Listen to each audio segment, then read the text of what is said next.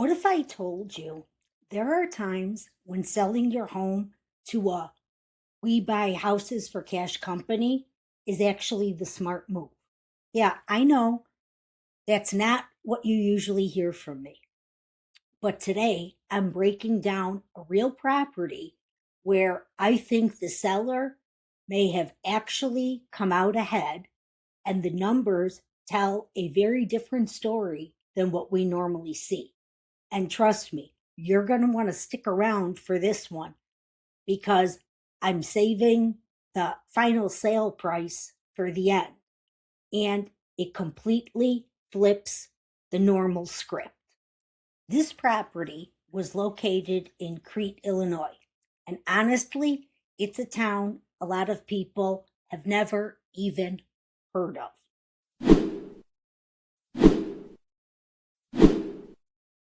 It's a small town with a population of just over 8,000 people. As far south suburb of Chicago, about 30 miles from the Loop, but only 6 miles from Indiana. Okay, so right away, we're not talking about a high demand, fast moving city market. This was a single family home built in 1909, 2 bedrooms, 2 baths, about 1,800 square feet. And based on the situation, this looks like it may have been an inherited property. Now, those situations are very different because the goal isn't always to maximize profit. Sometimes it's all about the convenience, speed, and simplicity. Okay, so on May 29th, the property was sold to one of those we buy as is for cash companies for $80,000.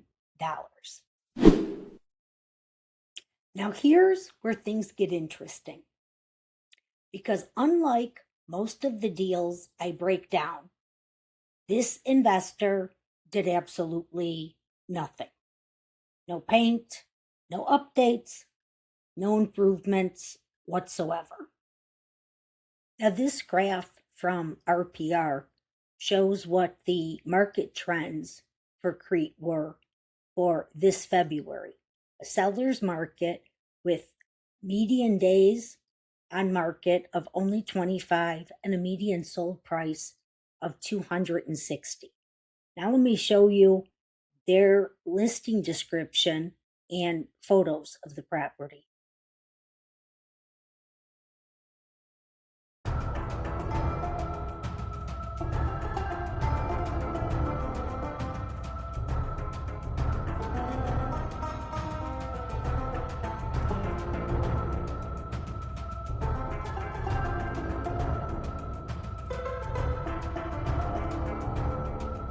Do you know that 2 weeks after purchasing this property for $80,000, they listed it for $159,900, being sold as is. And okay, you're probably thinking, okay, here we go, another easy profit. But this is where the story takes a huge turn. About a month later, on July 13th, it goes under contract. Then the deal falls apart. Back on the market. Then, August 25th, they cancel the listing, relist it as a new listing for $149,900.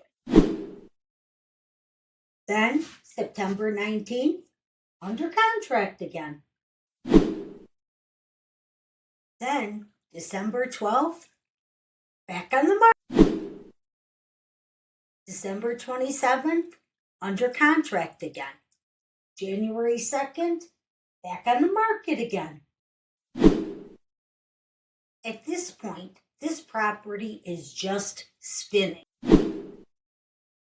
So January 9th, they cancel again and relist at 139,900. Then the price cuts start coming fast. January 28th, 129.9. February 12th, 124.9. February 25th, 119.9. March 6th, 114,900. And finally, March 16th, it goes under contract again. Now here's the part nobody talks about with these cash companies. This property sat on the market for 280 days. Not typical for them. They like a quick turnaround. That's almost a full year.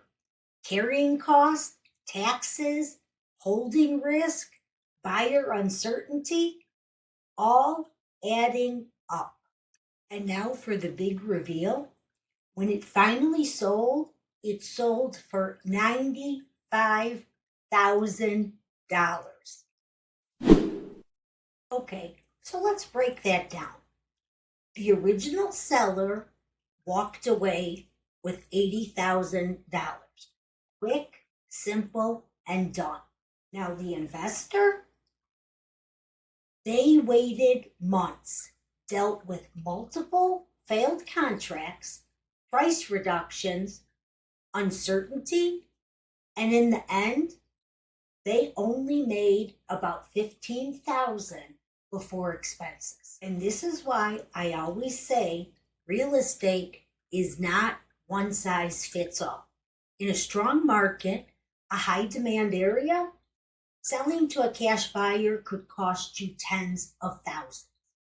But in a slower market, a unique property, or a situation like an inherited home, that convenience might actually be worth it.